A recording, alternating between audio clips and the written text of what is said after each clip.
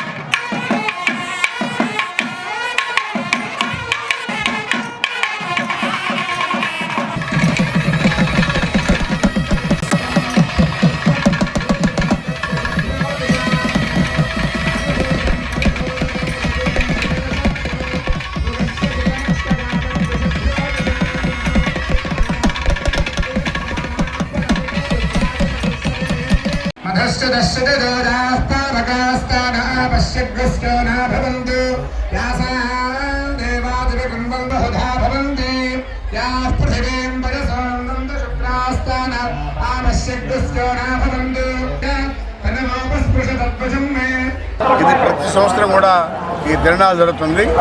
అయితే ఈసారి ప్రత్యేకత ఏంటంటే దగ్గర 1 లక్ష మంది దాకా భక్తులు వచ్చారు.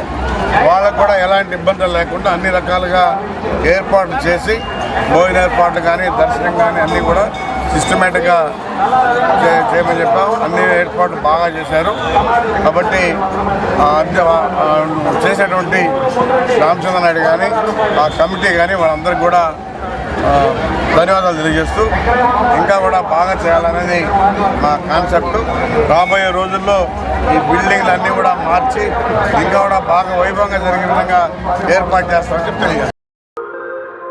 క్రీడా ఉపాధ్యాయులను తయారు చేయడంలో మేటి స్థానంలో నిలిచిన Alexa college of physical education 2026-2028 విద్యా సంవత్సరానికి బీపీఎడ్ కోర్సుకు దరఖాస్తులను ఆహ్వానిస్తోంది.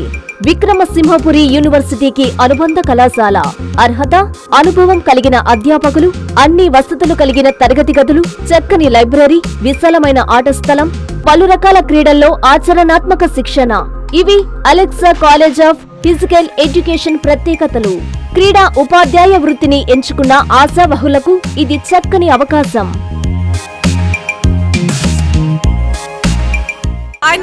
Please subscribe to N3 TV.